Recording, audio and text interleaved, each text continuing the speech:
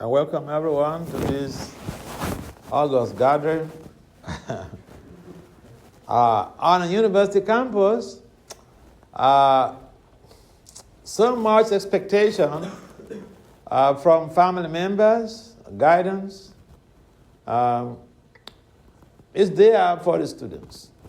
Whether we believe it, whether we like it or not, parents are expecting so much from you. And so the focus is that you have to make high grades.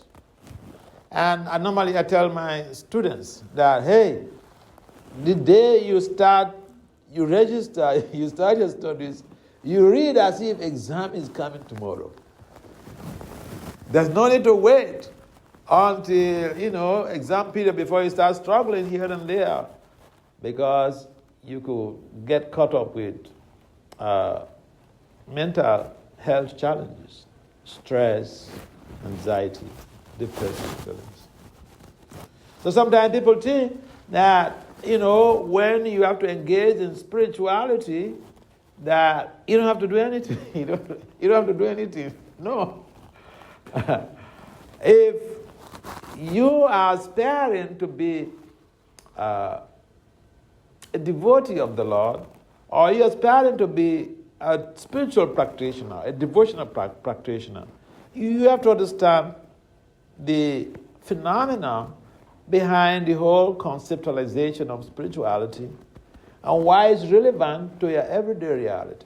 And so here you are, you're students in a very renowned university, Michigan State University.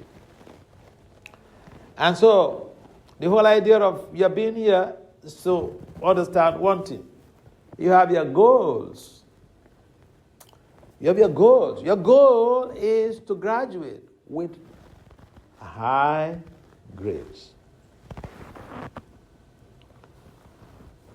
And to be able to achieve that goal, you have to generate a mission statement, individual mission statement.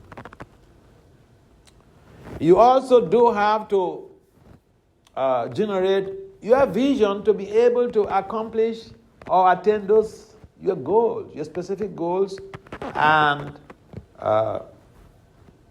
work towards that. Whatever endeavor one is involved in, without having a set down, structured goals, it could be very difficult.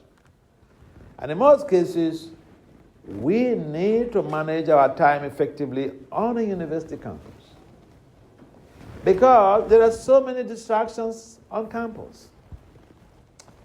The things that will sway your mind, will sway you away from even attending your classes, they're quantitatively available. Valuables. And so if you don't have that high resistance to the pressure or the urges of the mind and the sensory modalities, one is easily swayed away. You keep in mind, at the end of your 4 years, 3 years, or 5 years, your guidance, your parents, your family, they're going to ask you, what is your grade? They're not going to ask you anything other thing. They're not going to ask you how many girlfriends you had. I've not seen any parents who ask somebody, hey, boy, how many girlfriends you had when you're in college, when you're in university? There were so many beautiful girls there. So how many girlfriends you had? They don't care. they after your objective criteria. They put you in college with an objective criteria in mind, in focus. So don't forget. And therefore, in a setting like this, there are endogenous and exogenous factors that militate against our goal achievement strategies. Now, by endogenous factor, I mean those forces within us that are like counterproductive to all of our strategies towards high grades. And we have one of them is the dictates of the mind and the pulls of the sensory modalities. The mind is characterized as vikalpa and sankalpa. Mind is rejecting one thing now, and the next moment is accepting that same thing. And therefore, one has to have some mastery over the mind, especially when you have a focused goal. A lack of mastery of the mind could be a big challenge in the attempt to achieve your goal. And here your goal is to excel in the studies and come out fourth class, second class. Oh yeah. So try to understand why you're here and put that information on your palms, just like you carry a smartphone all the time and you're conscious about which call comes in, which message, when a message has come in. You have to be conscientiously conscious about your goals.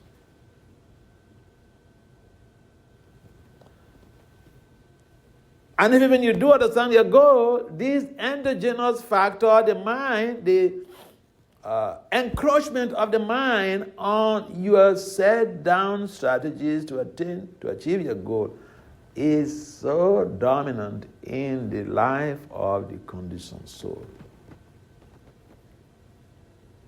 Especially these days, we have so many influences around us. And those also add up to the endogenous factors like the mind, the distractions from the mind, and the unruly sensory modalities. The sensory modalities are characterized as unruly, and the mind is also characterized as impetuous. The mind has unruly mind has no pity for any damn one. In fact, in our conditioned state, the mind is our enemy. And sometimes people say, I just follow my mind. And this was the philosophy that we have from our celebrities when we are teenagers. And one of these celebrities, one of them, his name is Jimmy Cliff. You could Google Jimmy Cliff. He was, boy, like we have all these current musicians, current celebrities who are they're like demigods. They're being worshipped by their fans. Jimmy Cliff was like that. And he debuted one album, and in that album, one of the tracks was Follow My Mind. And the lyrics, he was implying, if you follow your mind, you will always be right. And when we hear this music, it spins our head. It spins our brain. Wow, this is the guy, boy. He is talking reality. We just follow our mind. And we don't have anything to lose. Not until 40 years ago, I encountered the Bhagavad Gita. And the philosophy of the Bhagavad Gita changed my thought about the conception of Jimmy Cliff. I got to understand how following the mind is so detrimental to our everyday realities. And we'll find that even people who are so highly placed in society, they become victims of the impulses of the mind. In fact, the mind is the master of all of the sensory modalities. So we have the working sensory modalities and the knowledge acquiring sensory modalities. But the mind is the master of all of these. And therefore, if someone is not able to have mastery over the mind, you can concentrate well in your studies. You can concentrate well when the professor is there teaching. Your mind will take you to some. You'll be sitting here and the mind is at Grand Rapids or in Detroit.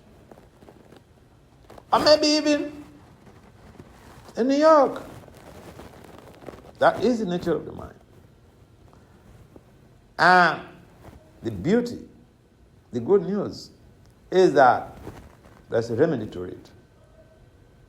That is spirituality. We don't have a remedy for the distractions caused by the mind anywhere in our secular education. No, we don't have. We don't have.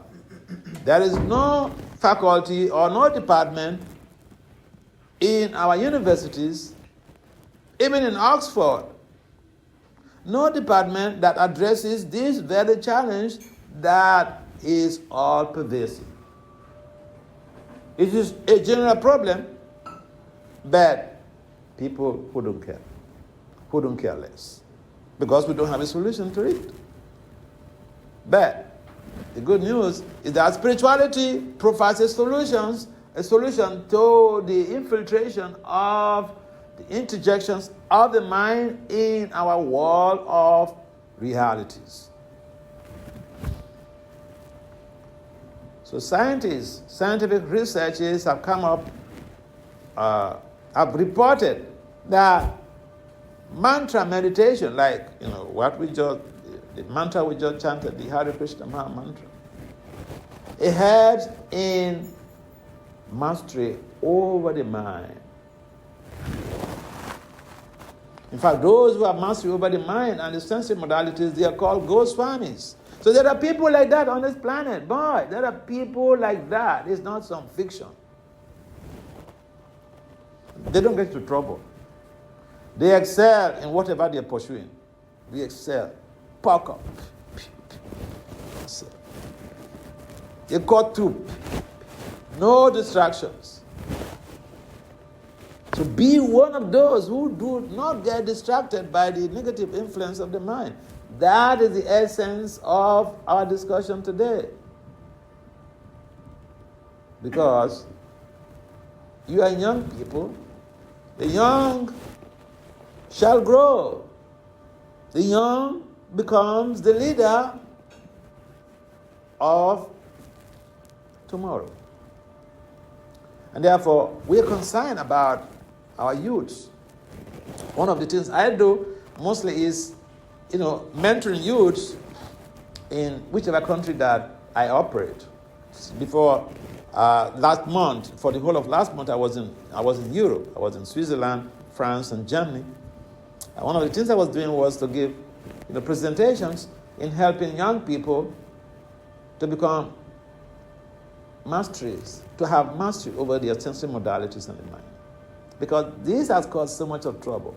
Not only to young people, but even to high-profile personalities. When we talk about low self-control, which is the fundamental principle in the general theory of crime. General theory of crime, which was propounded in 1990 by two criminologists, Gottfriedson and Hitchie. They came up with this research finding that all antisocial behavior on the planet and crimes, I repeat, all antisocial behavior, all unethical behavior, everything you can think of that is destructive to our career, and even crime, they are due to low self-control. What does that mean? We are not able to control the mind and the senses. And this is the whole problem on this planet. Our governments, they don't have solution for it. Spirituality has a solution. And the solution, I like to use the word zero cost. It's not cost effective. Cost effective means you have to pay some price, minimal price, small price. This, no. No, it's zero cost. So we don't have excuses to say, well, I don't have the money. I'm a student. I don't have the resources to deal with it. And so you try to understand, high grades are triggered by high attention span. If you have high attention span, you can read for a long time and absorb all that you have read. You'll be able to reproduce what you have read during the test or during exams. This is the beauty of attention span, high attention span. Now, researchers have come up with reports that mantra meditation facilitates high attention span. You could check that on the web. Google mantra meditation or meditation and attention span. You will see peer-reviewed published papers, published research works on this. So this is not something that has to do with religion, because religion basically is based on belief system.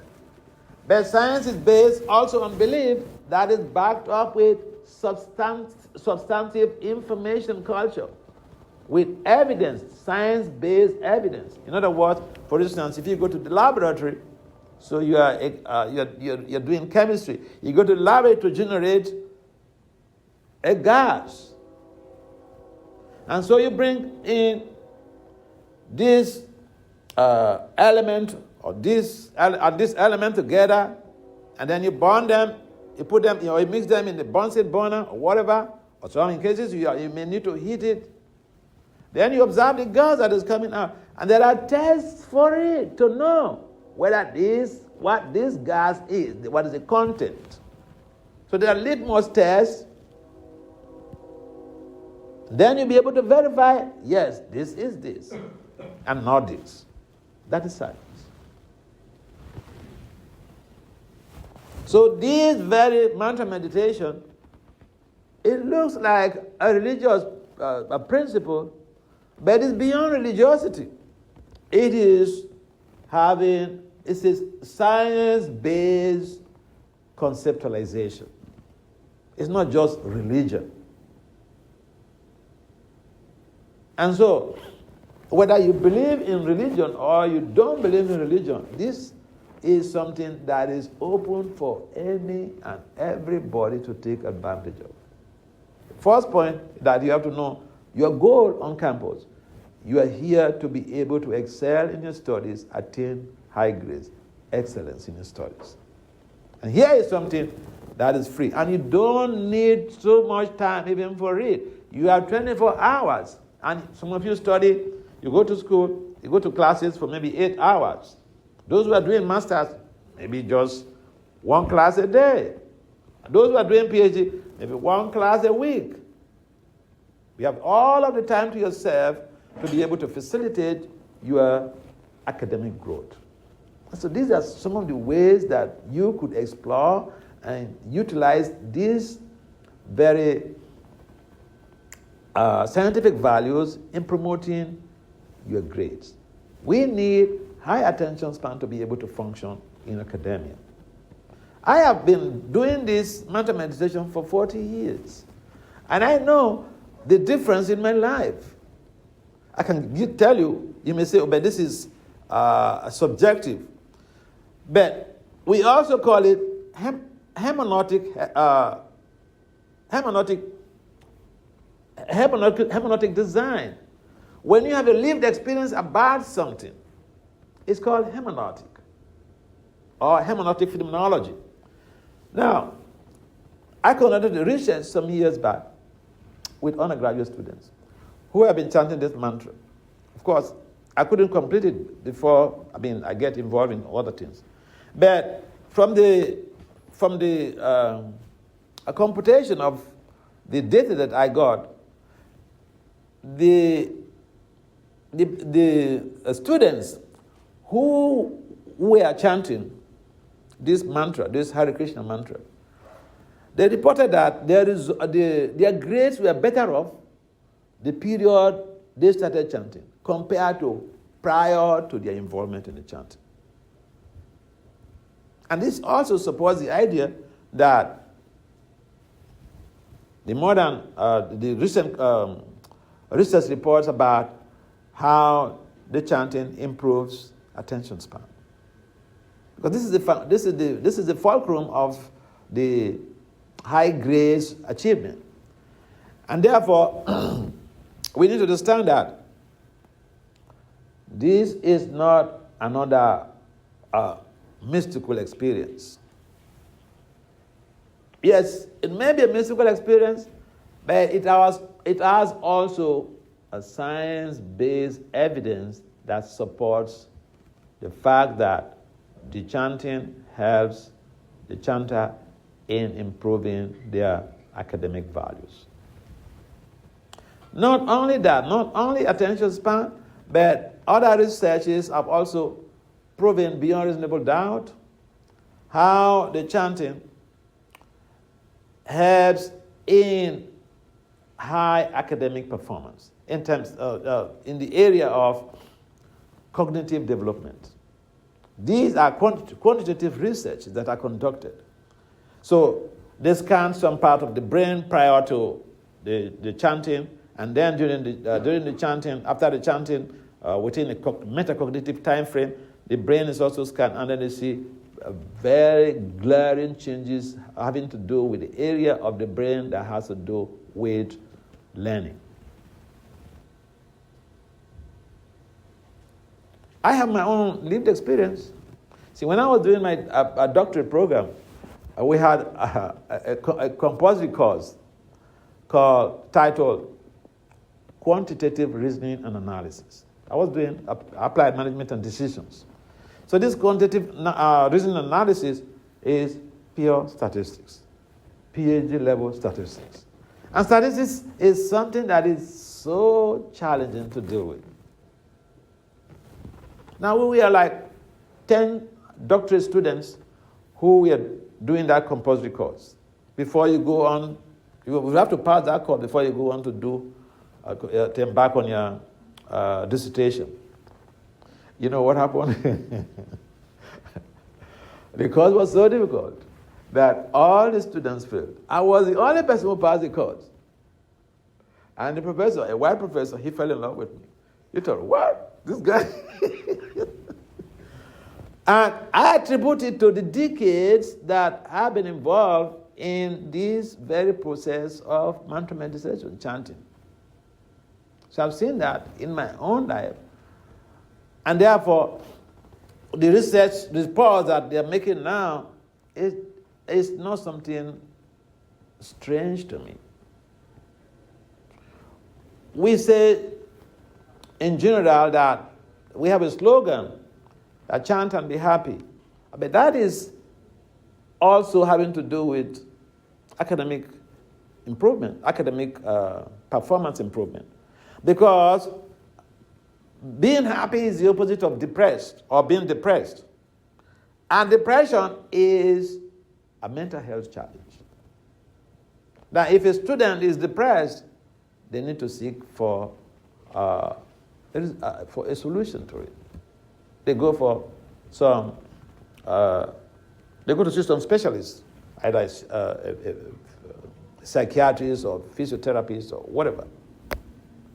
Because depression and academic performance, they go ill together. In other words, they are at opposite polarities. They don't go along together. Now, in Florida State University, here in the United States, someone conducted a research on the effect of chanting on depression and stress. And then he found, that was a quantitative research, and he found that the chanting had a positive impact on stress and depression. In other words, The chanting enables the chanter to become free or to reduce the depressive feelings or the stressful or traumatic experience. Again, you could Google the web. That was even a PhD dissertation at Florida State University. So what we are doing and what we are advocating is that listen is free. Why don't you try it? It will help you improve. It will help you in promoting your academic performance, and you don't have to pay any money for it. It's completely of zero cost. There are many researches that have been conducted regarding this concept of mantra meditation. Some of the researches have their findings hinging on how the chanting helps in mitigating the vulnerability of the chanter to dementia. In other words, even dementia, it mitigates the vulnerability of the chanter to dementia. In other words, it checks dementia. So this is not something, it's not a sermon. We're talking about science. We're talking about science. And we advocate that young people who want a better life for tomorrow should try this process. If you're not interested in religion, you could try this process because it matters, because the results are profound. Yes. Any comments or questions on this point? They say a word is enough for the wise. The Prabhupada will give talks, maybe 15 minutes or 20 minutes. Yeah. And so, but he goes just to the point. He hits the nail on the head. Yeah, any comments or questions? Yes, please. Can you explain what the mantra is? Yeah. What it means? This mantra, Hare Krishna, Krishna, Krishna, Hare Hare, Hare Rama, Rama, Rama, Hare Hare. This is the mantra we chanted before we started the talk. So, this mantra is basically 16 words and 32 syllables. Hare Krishna. So we have 32 syllables in this 16 words mantra. And Hare is referring to the devotional energy of the Lord. Krishna means the absolute who is all attractive. Rama means the reservoir of all pleasure. See, the absolute truth is the embodiment of all pleasures. And the absolute truth is the embodiment of all attractiveness. People, see, when someone is very intelligent, he's attractive.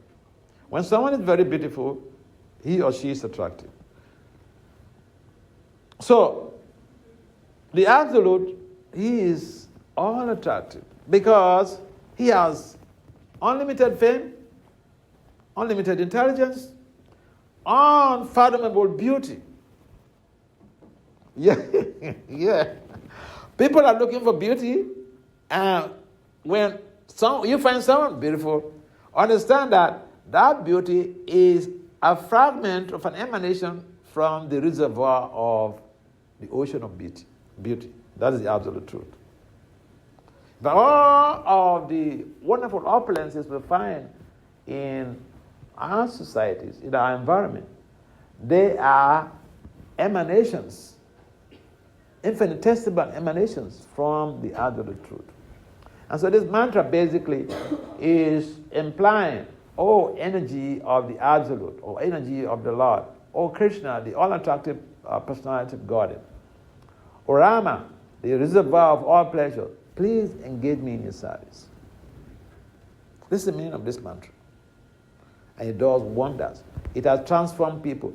This very mantra has transformed hippies, potheads, drug addicts to sadhus, to holy personalities. Prabhupada experimented it. He conducted his research in New York.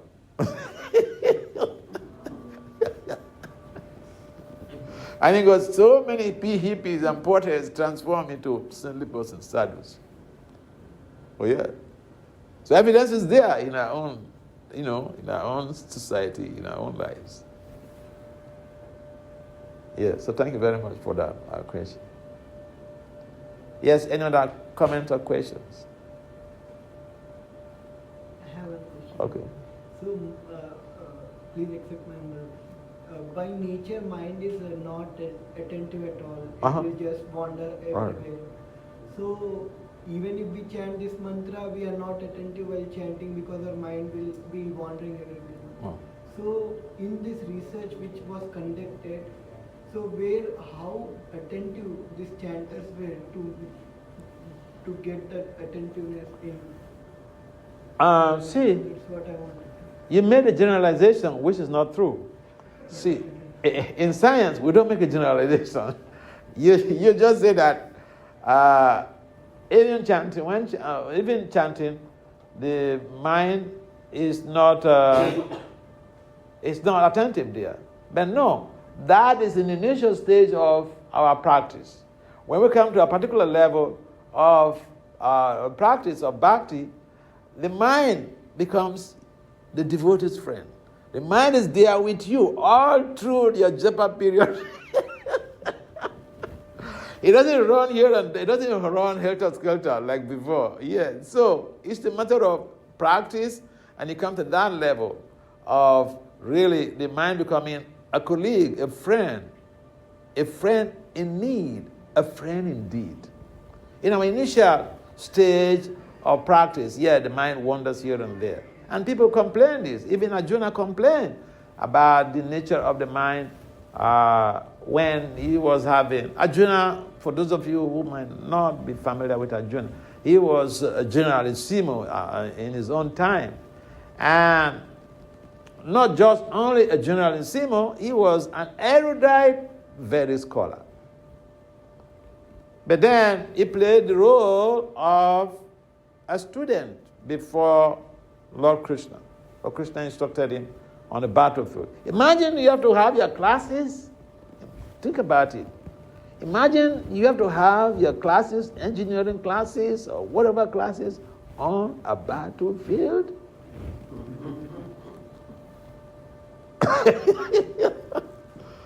But that was the case of Arjuna. He was on the battlefield and he had to receive his lessons, his classes from his teacher. But he was attentive to the classes. And his ambiguities were also clarified. He asked questions. They got clarified. So the mind is characterized as chanchala, unstable. That is when we are in our conditioned state, the mind is very, very, very much like an enemy. But if we make some advancement, we chant, the mind is there with us. The mind is also participating, listening, is there. Yes, initially the mind wanders here and there. But which even the initial stages is not... Lord Krishna prescribed that wherever the mind wanders to, we should drag the mind back. The mind is like a naughty child. You have a naughty child, say 2 years old or 1.5 years old, you say, hey, David, or Dave, sit there. That's the time the 18-month-old child will get up. You say, sit down there. That's the time they get up. They want to show you that, okay, I'm on my own. Do your worst. You can't do me anything. That's the nature of the mind. But then, a time comes when you practice that when you're doing this meditation, the mind doesn't wander away. Yeah. It takes time. So we practice and we come to that level.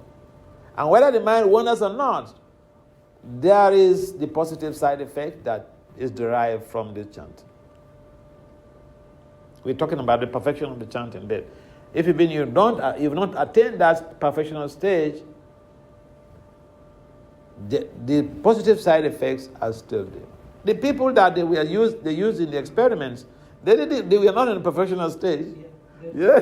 My question was that how. Yeah. So if even they are not on the professional stage, they achieve the side effects, the positive side effects, were procured. Not to speak of those who are on the professional stage. You can imagine what they're deriving from that. Keep in mind, these are positive side effects for casual chanters. Casual chanters. Yeah.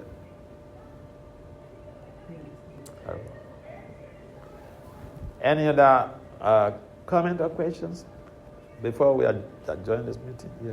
What made you start mantra chanting in the first place? What? What made you start mantra chanting? Oh, that's a nice question. See, when I was a kid, I was born in Africa before I got invited by U.S. professors to present papers at their conferences. And then I ended up being a citizen in the U.S. But then, when I was a kid, I observed some variegatedness in my community. Some people were born with silver spoons in their mouths. In other words, they were born in opulent homes, opulent families. And some people were not. And then I also observed how some people were born even disabled.